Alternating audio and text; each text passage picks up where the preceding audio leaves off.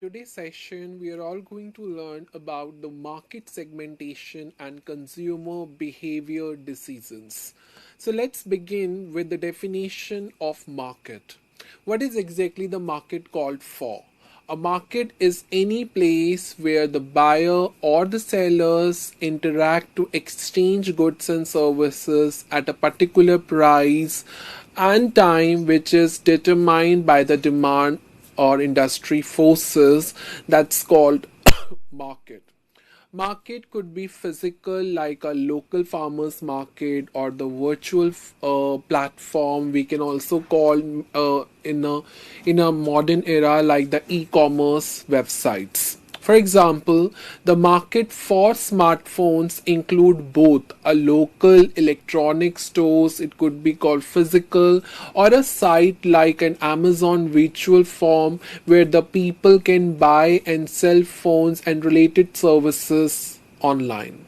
And that exactly called market. Let's begin with the another term called segment, because when we combine these two terms, it becomes a market segmentation. So in marketing, segment is a group of consumers with the smaller needs, their characteristics, their preferences, their sort of behavior.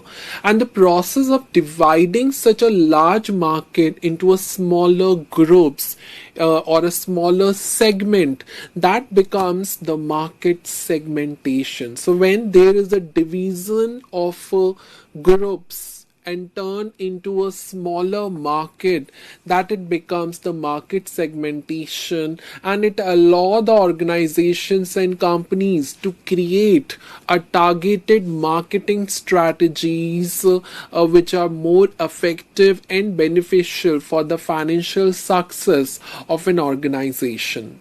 A relevant example in respect of this concept is the theme park, which is divided into visitors, and then and such group of visitors is divided into a segments like you can say the thrill seekers, families with the young childrens, and the food lovers, so that every group would involved according to their needs and preferences. So when you are dividing a huge group of visitors into a smaller segments according to their you can say criteria, or according to their group needs, specific needs and preferences, then it becomes called segment. And when we combine these two words together, it comes to a new term, and that's called market segmentation. And that would be the next concept to learn, and that's called market segmentation, which is one of the most important you can say element for the examinations point of view. So, market segmentation is the process of dividing a broad market into a smaller, more manageable groups of consumers who shares the similar taste, similar needs, behavior, characteristics, and that could becomes called a market segmentation. It also allow the businesses that how they cope up with the different marketing strategies, different products and services, so that they can better, you can say, relate to each specific group of each specific group needs and their preferences, and that's called market segmentation. Let's talk about the main examples of market segmentation. We can also turn into a various bases of market segmentation called a geographical market segmentation, demographic, psychographic segmentation. So the segmenting a market based on the geographic factors like the country, state, climate, or any other factor, you can say city, region, that could become a geographic segmentation. For example, a company selling a winter coats would target the customers in the in the colder northern states, and a different company selling the swimsuits would target the consumers into a warmer and the southern states, and that's called one of the example of geographic market segmentation.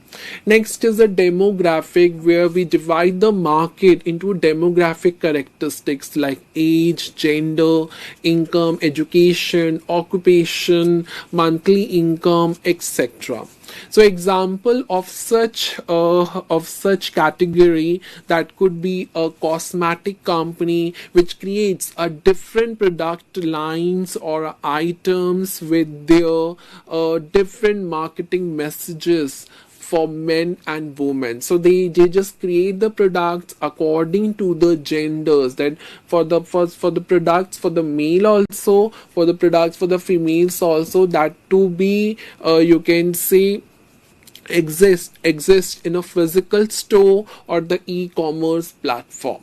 The next one is a psychographic. It just segmenting based on the lifestyle, or you can say personality, interest, or values. So when we talk about any company who creates a campaigns for the adventure seekers or versus any home bodies, which each messaging that appeals to different hobbies and values. So any campaigns were mainly for those who are adventure seekers, so accordingly the message has been you can say organized, or you can say formulated, that appeals to different hobbies and values, so that it could attract and take into part in such adventures, etc.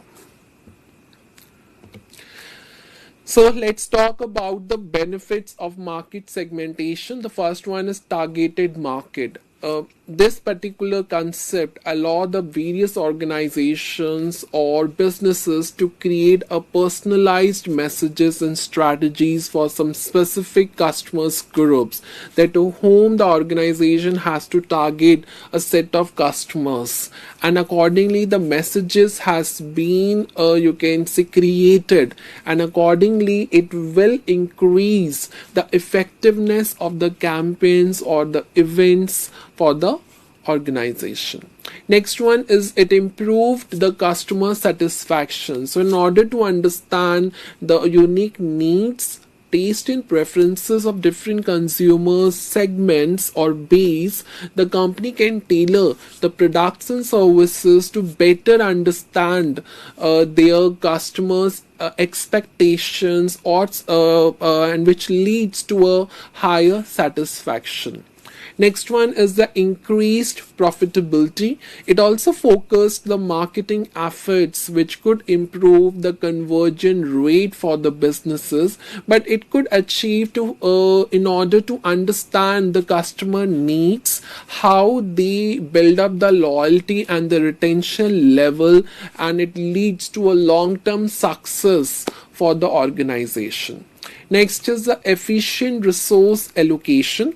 Businesses can also focus their marketing and development budgets when there is a when the company would have a more profitable projects which covered a maximum segment or a profitable segments, and in this way they can improve their ROI, that means return on investments. Next is competitive advantage. Segmentation also helps the businesses in a different perspectives, and it could helps in the plenty of ways. It could in order to identify the market gaps, develop a stronger messages that appeals to a specified or a targeted customer base. Next is it enhanced the product development. When the particular organization insights into a segment needs it will also guide towards the development of a new products or to modify the existing ones or the existing products in order to understand their target audiences, because what the target audiences actually need. So accordingly, the organization has to develop that sort of products so that it could fulfill their expectation, which leads to a higher satisfaction. Next is we can talk about the disadvantages or the doubt or the concern of market segmentation. The first one is it increased costs. So while implementing the segmentation strategy, it could be very expensive because a particular organization or the analyst has to put plenty of efforts on the marketing research, data analysis, and of course they have to develop a multiple marketing strategies and the product variations. The next one, it's a very time consuming process. In order to identify, analyze the market segment, which is mostly a very time consuming process, and of course the particular you can say employed or the workforce has to put an intensive effort that requires the significant time and agreement. Next is difficulty in identification. It could be a challenging for the organization to accurately identify the, you can say, in significant segments and the consumers who belong to a multiple segments simultaneously, and which is a complicated or a complex situation to apply a single strategy in such a huge segment of the customer base. Next is potential for short-term focus. A benefits sort approach can also lead to a narrow focus on an immediate product's benefits. Sometimes it would be harm for the companies to overlook a broader aspect related to the consumers' needs or trends or the emerging competitors. The next is risk of over specialization. Sometimes it also create the products for many small segments and it leads to a fragmented product line, and it would be difficult to manage a particular market segment effectively.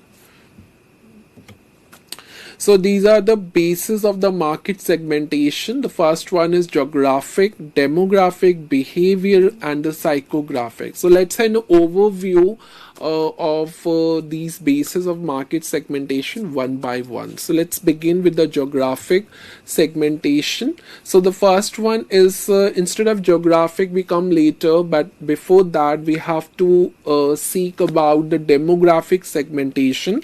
So demographic segmentation is all about dividing the market based on the observable and the measurable characteristics. It could be age, gender, income, education, occupation, and family size. So it's all where we organization divide the market based on the demographic or the socio-demographic variables or characteristics. So if any organization do such, so it becomes a demographic segmentation. And the example would be a streaming service might market reality TV to a younger demographic, that could be teenagers, a lifestyle or a history content to a older population, older demographic, let's call boomers. So this is something the market has been divided into two segments, that could be a reality TV show, that could be that for the teenagers and the older you can say people or the senior citizens. Next one is a geographic segmentation, dividing the market based on location such as country, state, city, religion, climate basis, environmental basis. We can talk about the geographic segmentation. So when we divide a market based on the geographic factors, it becomes geographic segmentation. So companies selling winter coat would target customers in the colder regions, and on other hand, the company selling air conditioner would focus on the hotter areas, and that's become a geographic segmentation. Next one is the psychographic segmentation. So when we divide the market based on the or considering the consumers' psychological factors like lifestyle, personality, values, social class, status, etc., it becomes a psychographic segmentation. So a luxury car brand like the Mercedes Benz would target customers who value status standards, while a value oriented brand like a Toyota might target those seeking reliability and affordability. So, this is how the luxury car or a car brands divided into two markets, where for the you can see the who mostly values the status and the power, and the second one is target for the reliability and the affordability. So when these factors are considered and accordingly the product has been created, and when the market has been divided into such a customer base, it becomes a psychographic segmentation. Next one is a behavior segmentation. When a particular organization divide the market based on the consumer behavior, including their knowledge, attitude, usage, loyalty towards a product and the benefits they see, it becomes the behavior segmentation. And that's why there are plenty of research studies has been conducted based on the behavior segmentation. So a brand might segment the market for the bottled body water body wash from soap bars with the younger consumers and tending to prefer, you can say, bottled products, while older consumers may opt for bars. So this is how a particular brand has divided the market into the soap bars and the body wash bottles. For the body wash bottles is mainly for the younger, and still the older consumers may prefer bars as well, just which called a soap bars. So this is how the particular company has convert this brand into a different market segments, and based on the you can say behavior segmentation, because according to their you can say knowledge, according to their usage. So when any of such factors consider, it comes or it becomes the behavior segmentation. Now we can come up to the another most important category, that's called industrial. In other words, we can also refer the organizational market segmentation. When we talk about industrial market segmentation, it is a process that how it divide rather than develop a business to business B2B market into a different groups with shared characteristics to guide a strategic marketing and the sales decisions. It becomes an industrial market segmentation when they divide B2B businesses into a different or a specific groups with their plenty of characteristics, so that they can come up to a strategic market and the sales decisions. Then it becomes the industrial or organizational market segmentation.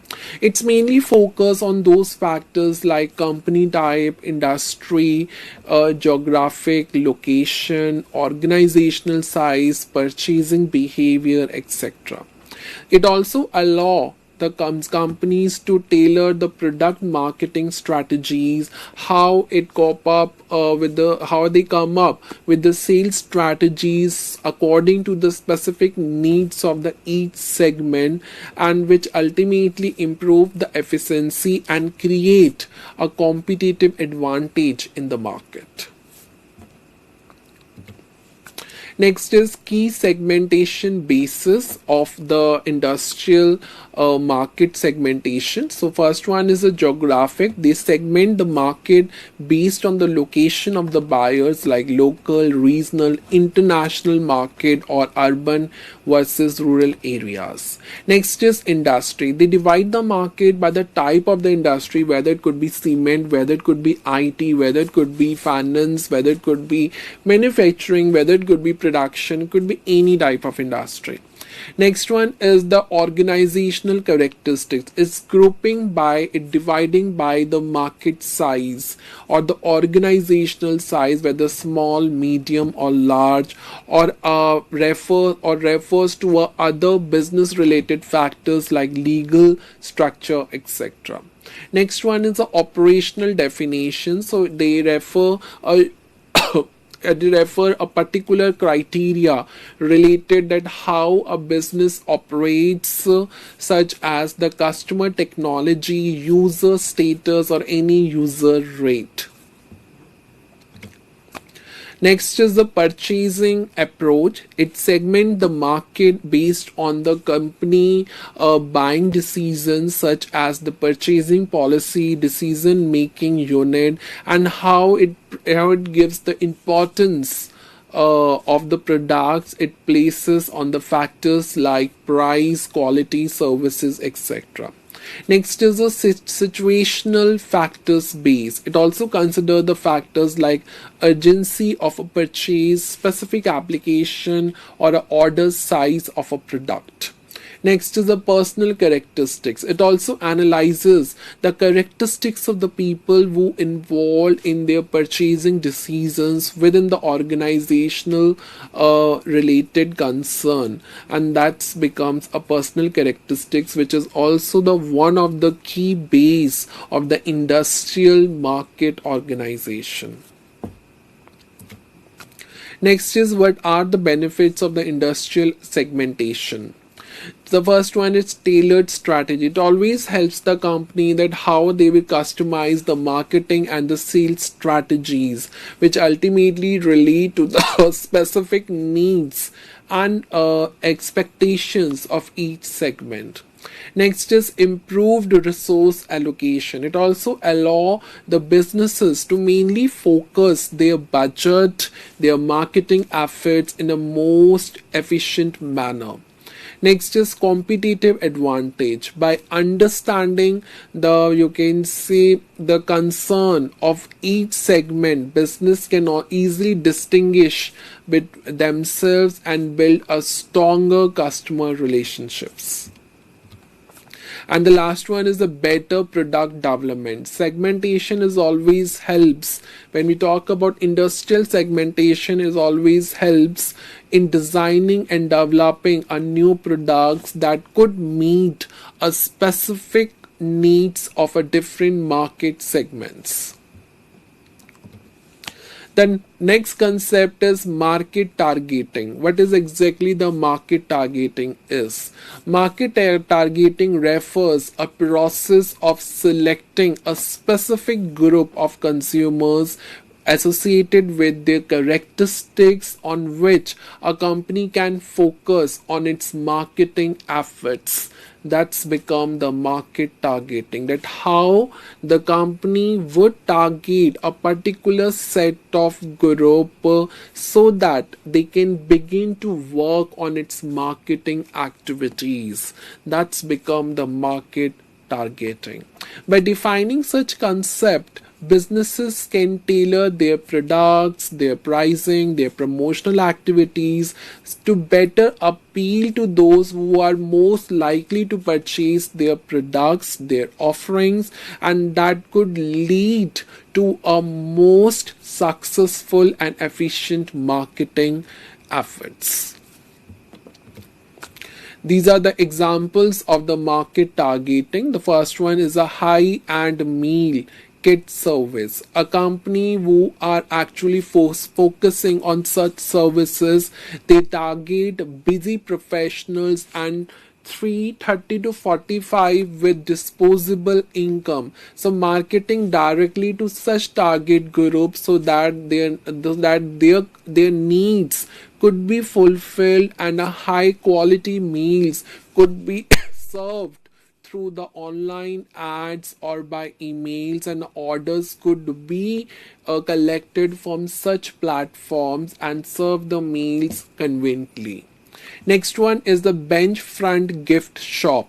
A shop located near a beach might target the, you can say, retires whose age is 65 to 80 years with a moderate to high income. It mainly focuses on the unique home decor, jewelry, or a unique or a accessories with a seaside theme rather than the product for the teenagers or the young beach goers. So this is something where they have captured the demographic characteristics and of course divided the customer base into to the according to the demographic characters like age, income, etc. And that would be one of the market targeted you can say groups. Next is a cafe for, you can, cyclist. So a cafe situated on a popular cyclist road could target a regular cyclist aged 20 to 55 years with a moderate incomes, and the cafe offerings such as nutritious snacks and coffee, and its marketing efforts would be designed accordingly so that it could appeal to such specific needs during a ride. And that's also one of the example of market targeting, that the target market is cyclist, that how they could offer the various products according to their specific needs and preferences, and accordingly they will serve them. Why it is important, why the market targeting is important. So before you launch or before you create an implementation plan, it is very important in what sort of groups, what sort of customer base you are actually targeting before you create any project or before you create any product. So it is important because it increases the success rate. It helps the business be a more successful to reach out the potential customer because their marketing efforts is more relevant involved in it. Next is it enhances efficiency. It prevents the wasted resources by focusing our marketing speed on the people who are most likely to buy their products. Next is it improves the customer connection. So by understanding the customer's specific needs and preferences of its targeted group, a company can create the products and messages accordingly so that it can build up a stronger connection with the customers, and it increases the loyalty rate.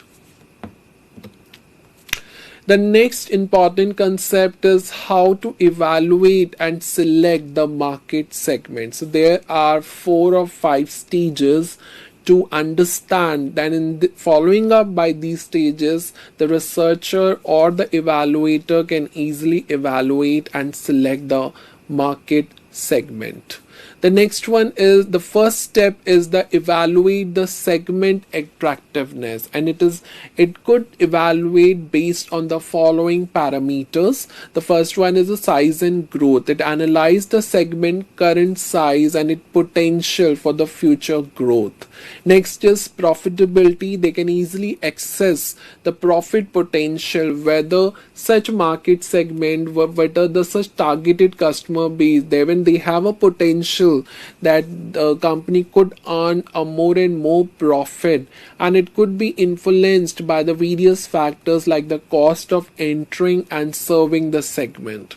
Next is structural attractiveness. It considers the factors such as the industry of competition and the power of buyers and suppliers and the threats of a new entries or substitutes. Next is the accessibility. It also helps to determine if the segment is reachable through your planned marketing you can say, or a distribution channels. Next is alignment. It also ensures that the segment characteristics or the customer needs could easily align with the overall company objectives and strategies, and in this way it could improve the brand identity.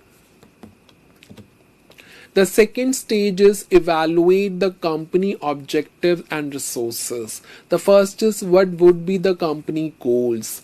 So whether to check that such goals is actually achieved by targeting a specific segment base, and it could align with the company long-term objective or not.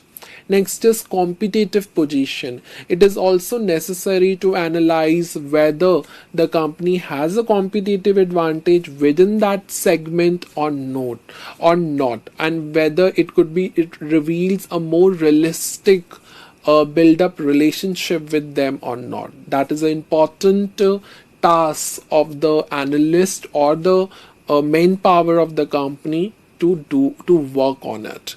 Next is internal competencies. It is also important to evaluate if the firm has a necessary resources, skills or capabilities to create a superior values for that segment.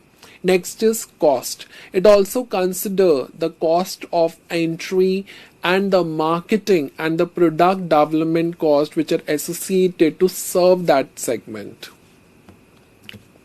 And the third stage is to select the target market. After evaluating the segments based on the criteria above, now it is important to choose the segments that are both attractive, appealing, and of course strategies that fit for the companies. So anyone can decide to target one segment or the multiple segment or none at all depending on the evaluation. So once you decided the targeted segment, it is helpful for the company to compare the segments that you have selected, and that could be more appropriate ones for a particular businesses. The next concept is a market positioning. Market positioning is a marketing strategy that how a company could create a unique identity for its product or brand in the minds of the consumers as compared to competitors, and that could become the market positioning. It also involves the various factors which influence the consumer perceptions that in order to establish a specific image in the minds, such as being a luxury brand, the most affordable option or the most innovative option, which helps the company to gain a competitive advantage. For example, Apple positions itself as a premium, innovative lifestyle brand through design or the user experience, while Volvo position its cars around safety and reliability and affordability, and that would be the market positioning for the Apple products and the Volvo products. Next is developing the positioning strategy. So there are 4 steps that how the organization developed the positioning strategy for its product. First stage is research and analysis. It is very important to identify the target audience. Then the next step is to analyze the competitors. Just work on the research about your competitors to understand their SWOT analysis, their strength, their weakness, their threats, their opportunities. The next is conduct a SWOT analysis that evaluate your brand strength, weakness, opportunities and threats. Then work on to identify your unique value proposition, which called UVP. Then pinpoints that makes your brand more unique and attractive and appealing in the minds of the consumers, and of course to better understand the consumer needs than the competition. The second stage is a strategy development. It define the marketing strategy. It's good to determine the specific market on which you focus for. Next is develop a positioning statement. Create a concise statement or a short or simple statement which clarify your brand purpose, your target audience, your unique value proposition. Next is to consider your brand personality. Decide how you want your brand to be perceived by the customers. So it is very important to decide that on what basis the customers perceive about your brand, just from its tone of voice to its visual style. Next is identify the competitive advantages, then choose which of your unique advantage will form the core of your positioning strategy. So choose your unique motive from your positioning strategies. The third stage is the implementation and evaluation. So once everything has been decided as a criteria on the criteria above, we need to implement and evaluate the exact you can say marketing strategies, then align the marketing efforts. It also ensures all the marketing materials, campaigns and the communication, whether they are consistent with the positioning strategies or not. Then deliver on your promise. The day that you have promised that on this day the brand would come up and will offer you the best you can say convenience, so it makes sure that every customer interaction reinforces the brand promise and the value you offer. Next is measure success. Continuously monitor the customer perceptions, the market response to see whether your strategy is effective or not. Next is deciding the positioning theme. The first stage is that how a company decide the positioning theme. You have to follow following stages. The first one is to understand your market and audience. So it is very important to identify your target audience, then analyze the competition simultaneously. Next stage is to define your product uniqueness. So determine your unique UVP, identify what specific features, qualities and benefits make your product more unique. Then choose the market category. Decide the category your product will be positioning in, whether it could be rural, urban, whether it could be demographic characteristics based on, it could be based on the behavior characteristics, it could be based on the psychographic characteristics, or it could be based on any other demographic. So it depends that which basis of the market segmentation could choose, and accordingly you can, and how you compares to others.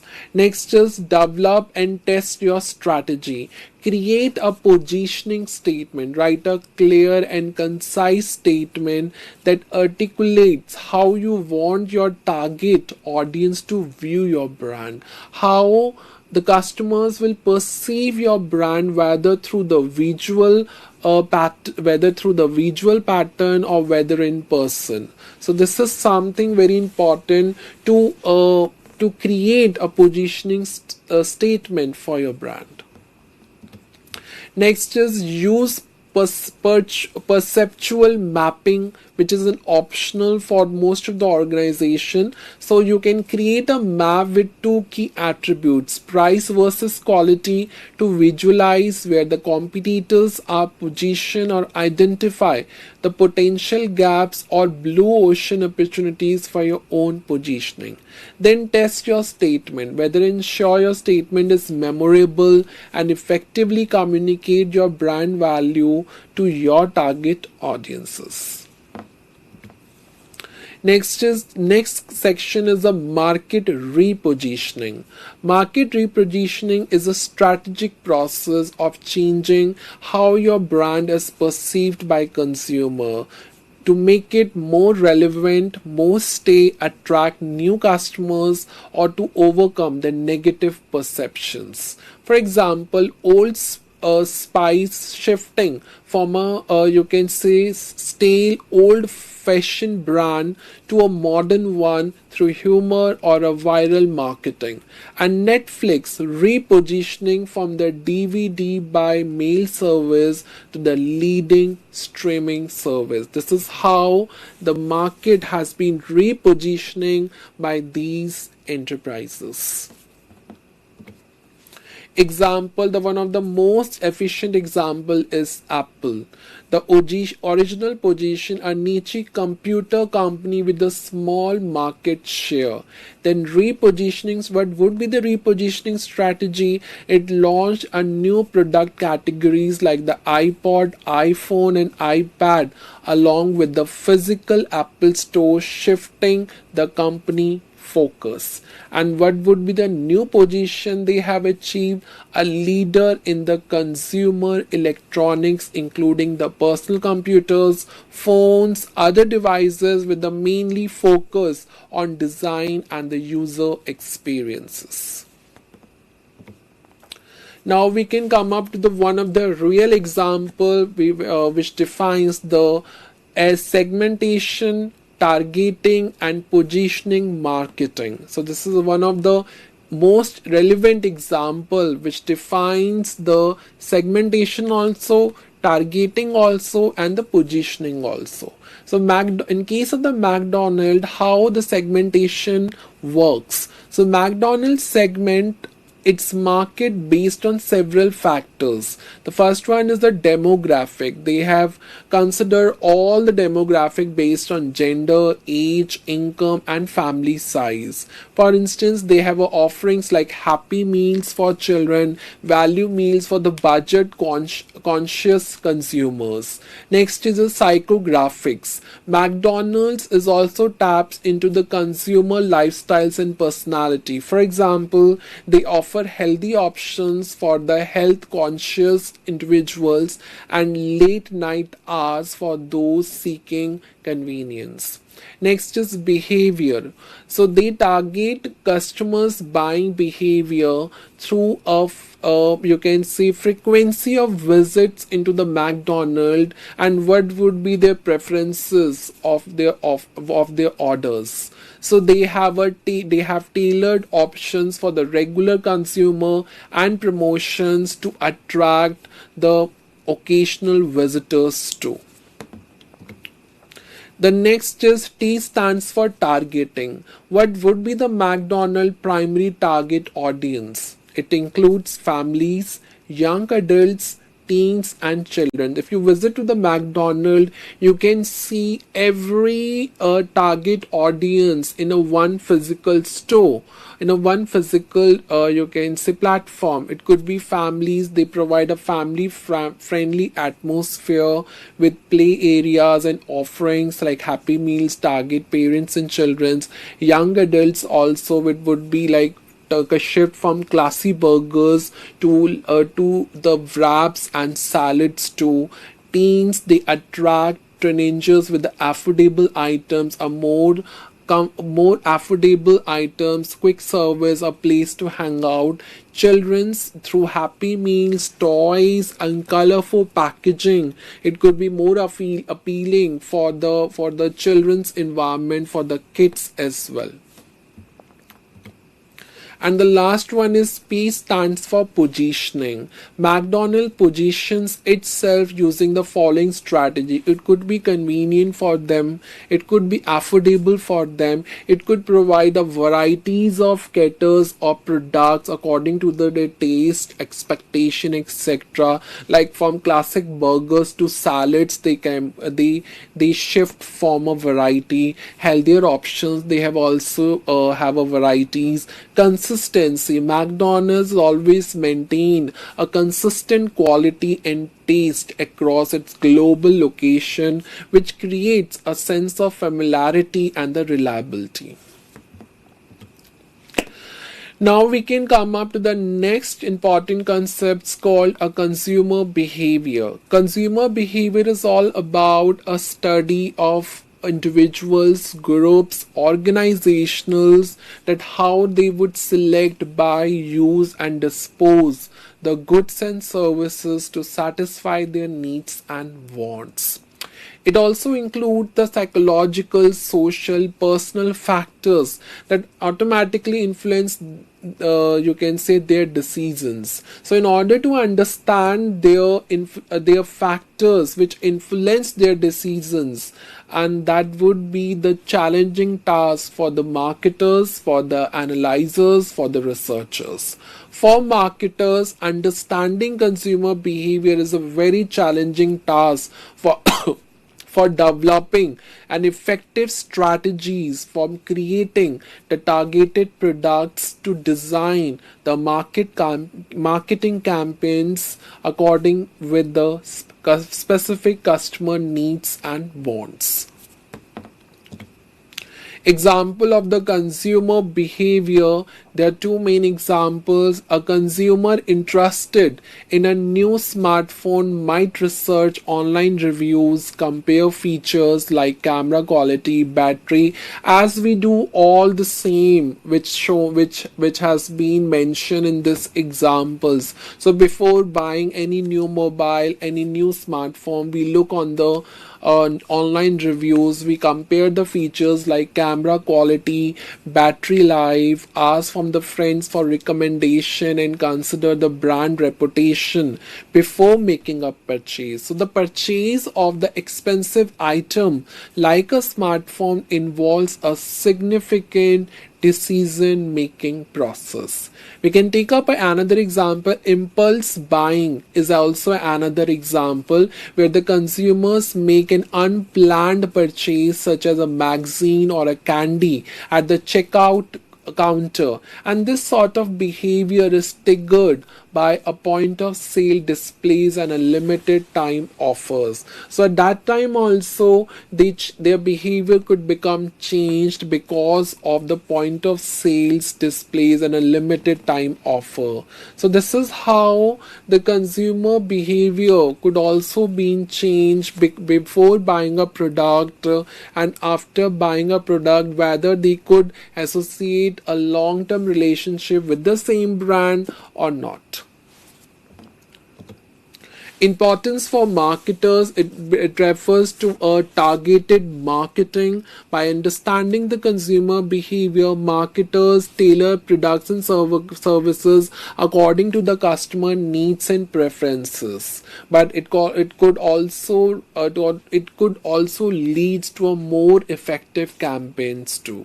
Product development, in order to look insights into a customer motivation, can also guide the businesses in developing a new products and improve the existing ones. Strategic messaging is also the one of the element or a key element that influences the consumer decision based on the price, quality, social status as well. And in this way, it also helps the marketers to craft a appealing message that capture the attention and convince to the customers to buy the product.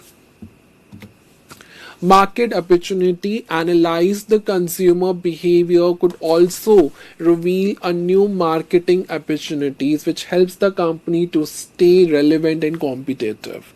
Customer retention is also one of the element in order to understand the entire consumer journey. So from pre-purchase evaluation to post-purchase satisfaction. Next is strategic planning. It also identifies the patterns like seasonal buying or the brand loyalty, which also helps the business to plan their inventory, their sales promotion, other marketing activities more effectively. Next is models of consumer behavior. The first one is the traditional model. Here we are categorized into four models. Economic model, which assumes the consumers are rational and make decisions by focusing more on cost against benefits. Next is a learning model. It refers to views consumers' behavior as a result of learned pattern based on the past experiences and the reinforcement concern. Next is it's a psycho chronological model. It suggests that the autonomous, or you can say subconscious, motivation and emotions, both conscious and unconscious, also influence their purchase decisions. Sociological model is mainly focused on the impact of the social factors like family, friends, social class and culture, which also influence the consumer choices. Next models are the contemporary models. The first one is the Angel Kohler Blackwell model, and it is a 5-stage models that details the consumer decision making process from awareness and information process to evaluate purchase and post purchase outcome analysis. Next is a black box model. It treats the consumers at the black box, focusing on the internal psychological processes and the external stimuli that leads to a purchase decision. Next is a Howard Shake model. It recognizes that the consumer process of one of the challenging tasks where the numerous inputs for marketing and the social channels through their personal and culture factors before making any choice or decisions for buying a product. And the next one is Nesoria model, which mainly focus on the company marketing communications, that how they could communicate with the customer so that their opinions, their feedback would also come up, and accordingly it would work on the product, work on the promotional activities according to their feedback for the future marketing strategies. Now next is, what are the factors which influences the consumer behavior? The first one is a psychological factor, and which also categorized into four main aspects. The first one is motivation is also influence the consumer to seek satisfaction. Perceptions, that how the individual interprets the information and forms an opinion about a product. Next is learning. It's all about changes in their behavior through the past experiences and knowledge. Next is attitudes and belief. A person entering evaluation of a product or brand too. It's also one of the factor which influences their behavior towards buying a product. Next is the social factors, is reference groups. Social circles like family, friends, colleagues and celebrities that also influence the options and their purchase decisions. Family is also the primary influence, then where the consumers' buying habits can also influenced by the family, you can say, issues. Next is the social rules and status. The roles of a person plays in the society and their perception or their perceived status can also impact their buying choices. Next is cultural factors, which is classified into culture, subculture, social class. So the shared values, beliefs, behavior of the society that also influence their purchasing decisions. Next is subculture, smaller groups within the culture like nationalities, religion, geographic reasons that also influence their decisions.